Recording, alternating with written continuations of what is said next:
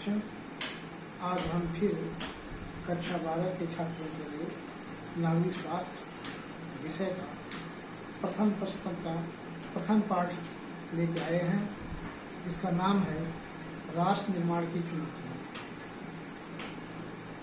राष्ट्र निर्माण की चुनौतियों में हम अब तक पढ़ चुके हैं कि किस तरह से जूनागढ़ और मणिपुर का विलय भारत में हुआ।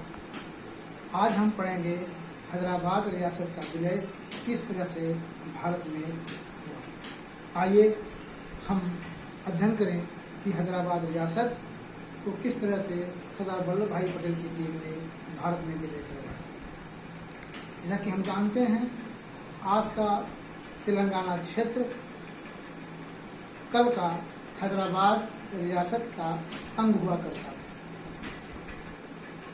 हैदराबाद के उत्तर में मध्य प्रांत था, पश्चिम में उत्तर में मध्य प्रांत था, पश्चिम में महाराष्ट्र था, जबकि उसके दक्षिण और पूर्व में मद्रास प्रांत स्थित था।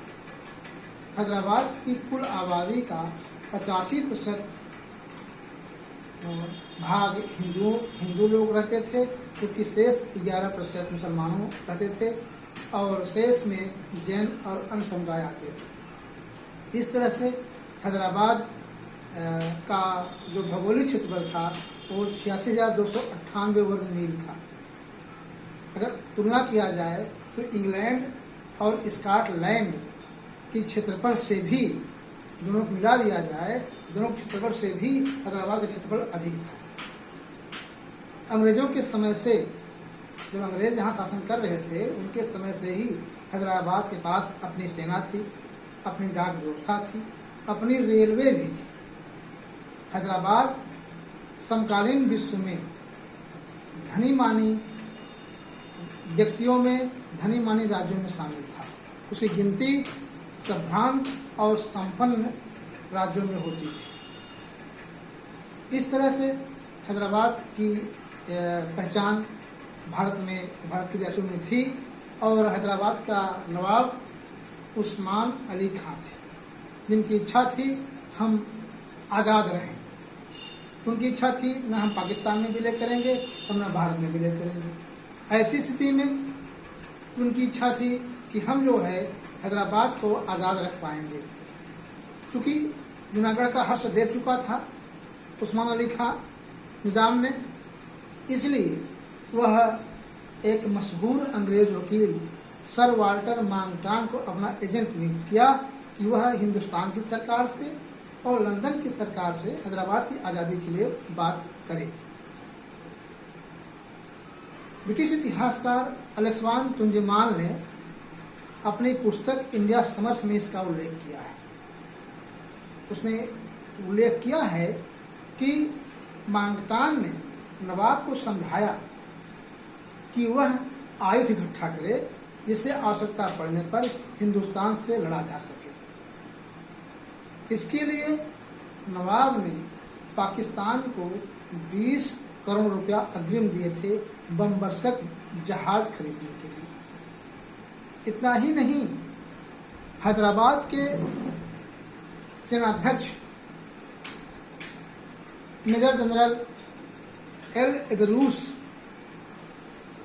हैदराबाद के सेनाध्यक्ष मेजर जनरल एल एदरूस ने लिखा है, अपनी किताब में लिखा है कि किताब का नाम है Hyderabad of the seven loves. Hyderabad of the seven loves जो उनकी किताब है, उसमें लिखा हुआ है कि नवाब ने उन्हें स्वयं यूरोप भेजा था हथियार खरीदने के लिए। इन यूरोप के देशों द्वारा उन्हें हथियार नहीं बेचा गया, इसलिए क्योंकि तब तक हैदराबाद एक स्वतंत्र राज्य का अस्तित्व में नहीं था।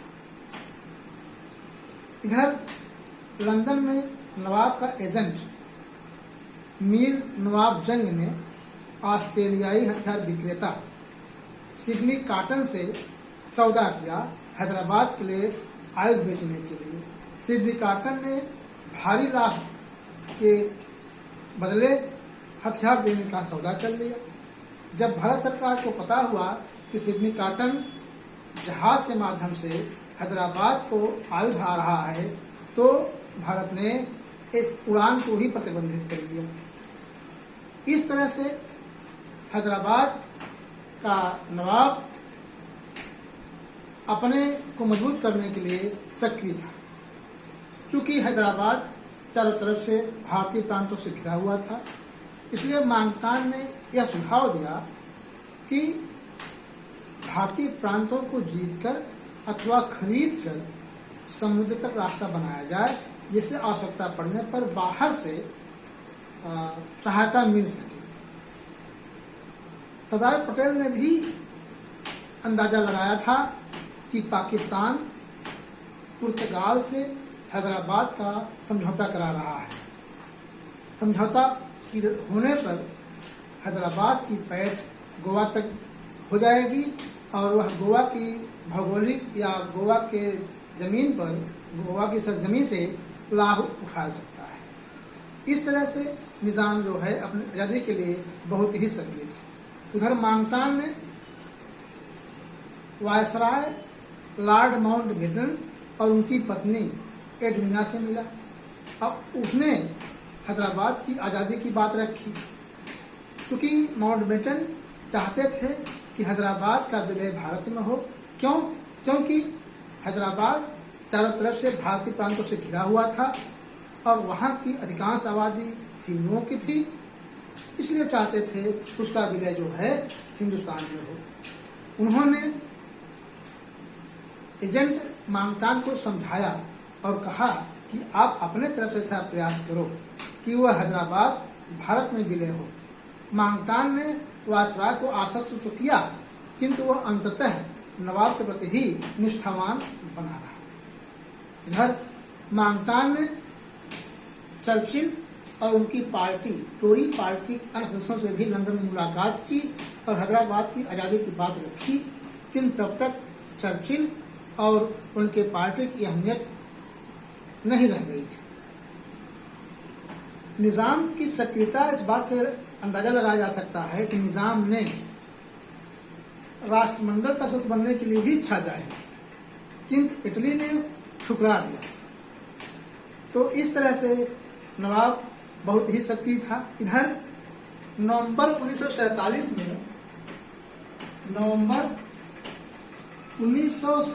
में नवाब ने भारत के साथ स्टैंडिंग एग्रीमेंट एक समझौता किया, जो ब्रिटिश गवर्नमेंट के समय में हैदराबाद की स्थिति थी वही यहाँ भी लागू किया। अर्थात बाहरी प्रशासन हिंदुस्तान के पास रहेगा और आंतरिक प्रशासन हैदराबाद के पास रहेगा। यह संधि 1 वर्ष के लिए हुई। उधर मांगतान जिन्ना से भी मिला और जिन्ना ने हैदराबाद को सहायता देने के लिए आश्वस्त किया। मांगतान ने नवाब को इस बात पर राजी कर लिया कि वह जो है हिंदुस्तान से युद्ध छेड़े या लड़े। लेकिन जब सरदार वल्लभ भाई पटेल ने सैनिक कार्रवाई करने की योजना बनाई और इसकी भनक मोहम्मद अली जिन्ना को लग गई, तो जिन्ना ने हैदराबाद को कहलवाया कि हैदराबाद अपनी लड़ाई खुद लड़े, वह उनकी मदद नहीं कर सकता। इस तरह से आगे बढ़ते हुए हैदराबाद के आंतरिक भागों में, जैसे ग्रामीण इलाकों में कम्युनिस्टों के द्वारा और शहरी इलाकों में कांग्रेस के द्वारा विरोधी आंदोलन चलाए गए। हैदराबाद में कम्युनिस्ट बनाम कांग्रेस बनाम नवाब की स्थिति बन गई। इधर रजाकारों ने, जो नवाब के अर्धसैनिक बल या इस्लामिक स्वयं सेवक बल मजलिस-ए-इत्तेहादी मुस्लिमीन के सदस्य थे, जिनकी संख्या लगभग 2 लाख के आसपास थी, ये लोग भी उत्पात और उन्माद मचाना आरंभ कर दिया, जिससे जनता में बौखलाहट हो गई। खास करके हिंदू बहुल इलाके बीदर और औरंगाबाद में बेचैनी हो गई। इन इलाकों के हिंदुओं द्वारा मद्रास प्रांत में पलायन शुरू किया गया। क्यों? क्योंकि शासक मुस्लिम उस्मान अली नवाब थे, निजाम थे और उच्च पदों पर अच्छे पदों पर, जिम्मेदार पदों पर मुस्लिम शासक विद्यमान थे, इसलिए हिंदुओं की बात सुनी नहीं जा रही थी। इसलिए बीदर के और औरंगाबाद के हिंदू जनता ने हैदराबाद से प्लान करना ही समझदारी समझा और मद्रास प्रांत के मुसलमानों ने अवसर जान करके हैदराबाद की तरफ उन्मुख हुए। तो इस तरह से आजाद हिंदुस्तान में एक और विभाजन देखने को मिलता है। मद्रास प्रांत के दीवान ने माहौल खराब होता देख सरदार वल्लभ भाई पटेल को अर्थात भारत सरकार को एक पत्र लिखा और स्थिति से अवगत कराया और उसने निवेदन किया कि इसके लिए त्वरित कार्रवाई की जाए। वल्लभ भाई पटेल ने निजाम को चेतावनी दी, किंतु चेतावनी का कोई असर नहीं हुआ, कोई असर नहीं हुआ। सरदार वल्लभ भाई पटेल भारत के तत्कालीन उप सेनाध्यक्ष लेफ्टिनेंट जनरल एस के सिन्हा ने अपनी आत्मकथा स्टेट फ्रॉम द हार्ट में लिखा है कि वे जब कश्मीर में थे तो एक संदेश आया कि सरदार वल्लभ भाई पटेल करियप्पा से मिलना चाहते हैं। जब दोनों दिल्ली पालम हवाई अड्डे से सीधे सरदार पटेल के यहाँ पहुंचे तो सिन्हा बरामदे में ही रह गए और करियप्पा सरदार से मिलने उनके घर के अंदर गए और 5 मिनट के अंदर ही वे वापस चले आए और बताया कि मीटिंग समाप्त हो गई। बाद में सेनाध्यक्ष करियप्पा ने उप सेनाध्यक्ष को बताया कि सरदार पटेल ने हमसे पूछा था कि यदि पाकिस्तान के मोहम्मद अली जिन्ना के द्वारा हैदराबाद की कार्रवाई पर प्रतिक्रिया के स्वरूप सैनिक कार्रवाई की जाए तो क्या आप विजय हासिल कर लेंगे। करियप्पा ने उनकी इस बात को एक शब्द में जवाब दिया था, हाँ, और वह मीटिंग समाप्त हो गई। इस तरह से सरदार पटेल ने पूरी पृष्ठभूमि तैयार करके यह निर्णय लिया कि हैदराबाद के लिए सैनिक कार्रवाई योजना बनाई जाए।